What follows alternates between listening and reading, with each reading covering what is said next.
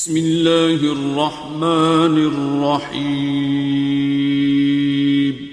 طاقت ہے ہماری وہ مظلوم کے ساتھ کھڑے ہونے میں۔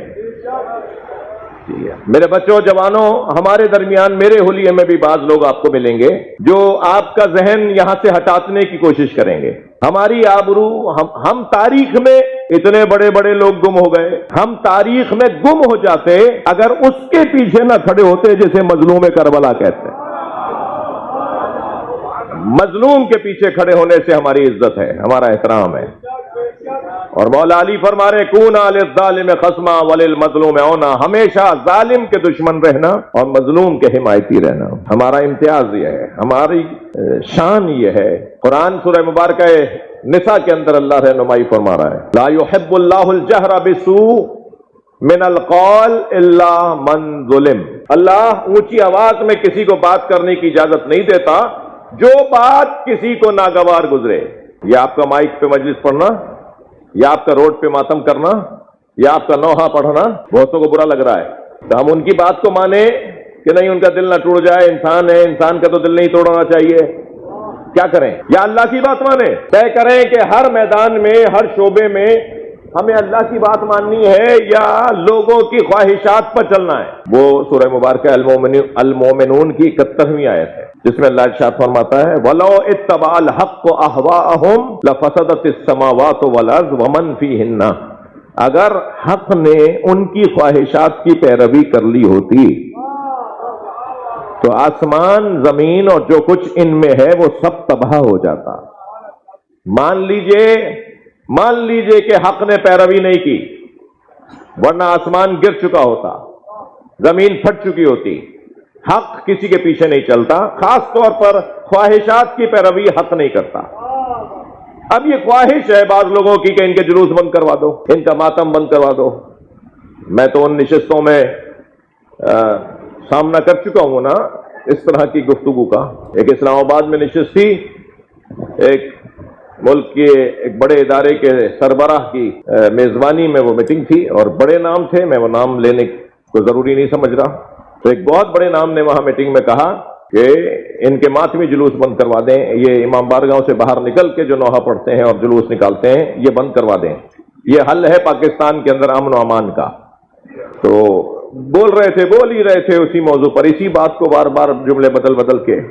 تو بہرحال ہمیں تو بہت زیادہ شوق نہیں ہوتا ایسی نشستوں میں جانے کا، تو میں تو منت مان رہا تھا کہ کسی طرح مجھ سے کوئی ناراض ہو جائے تاکہ آئندہ بلائے ہی نہیں مجھے۔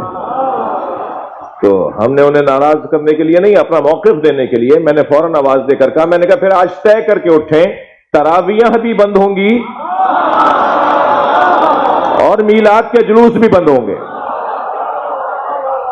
آپ یقین جانیے سناٹا طاری ہو گیا۔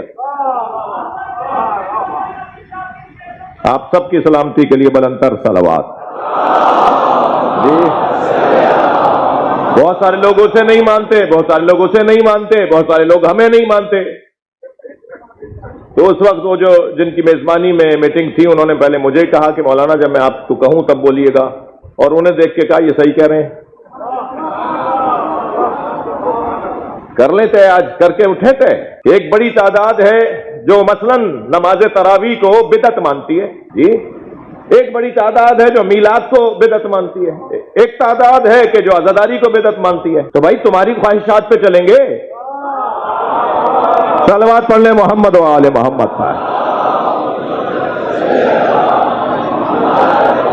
آپ کے گریے کی آواز بلند ہوتی ہے نا، اس کا وہ ایک تبلیغ ہے، ایک بہت بڑی تبلیغ ہے، خاص طور پہ باب العلم کی اپنی کیفیت ہوتی ہے، باب العلم میں گریے کی اپنی کیفیت ہے، اپنی روحانیت ہے۔ تو ایسے ہی آپ کے صلوات کی جو یہ آواز ہے نا یہ تبلیغ ہے، ایک مرتبہ پھر تبلیغ کریں اللہم صل علی محمد و آل محمد۔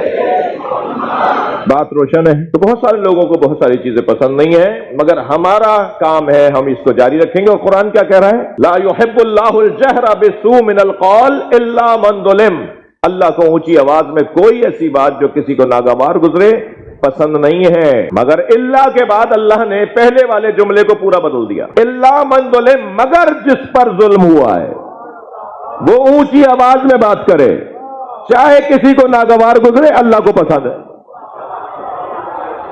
یہ منطوق کا مفہوم کہلاتا ہے۔ منطق کی زبان میں منطق علم ہے کہ اس میں الفاظ کے اوپر بحث ہوتی ہے نا کہ کیسے اس کا کیا مطلب نکلے گا، اس جملے کا کیا مطلب نکلے گا۔ تو منطوق یہ ہے کہ لا يحب اللہ الجہر بالسوء من القول الا من ظلم، اس کا مفہوم یہ ہے، اللہ کے بعد سارا مفہوم بدل جائے گا کہ اللہ کو پسند ہے چاہے کسی کو ناگوار گزرے تم اونچی آواز میں بات کرو، اس لیے کہ تم مظلوم کے لیے آواز اٹھا رہے ہو۔ اس پوری کائنات میں سب سے بڑا مظلوم وجود اگر کوئی ہے، کمن بھی اور کیفن بھی، یعنی تعداد کے حساب سے بھی جتنے تھے سب مار دیے گئے، جی جتنے تھے جتنے آئے، کوئی امام حسین کو چھوڑ کر نہیں گیا، کسی نے امام حسین کا ساتھ چھوڑا نہیں، امام کے ساتھ جتنے لوگ آئے تھے وہ سب مار دیے گئے، اور جنہیں چھوڑ دیا گیا ان میں کون تھے؟ امام زین العابدین۔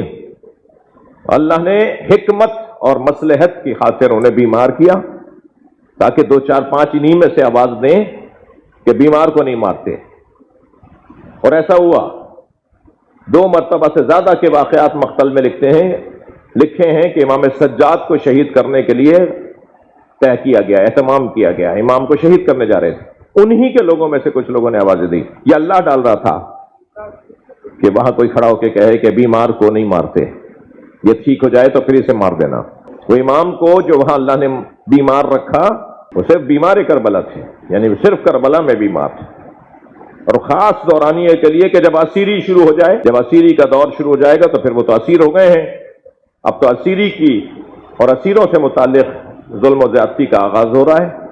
کربلا کا، شہادت کا، قتل کا، حملے کا، تلوار کا مرحلہ گزر گیا، لہذا کربلا میں اتنے شدید بیمار تھے کہ جوان ہونے کے باوجود خود اٹھ نہیں سکتے تھے۔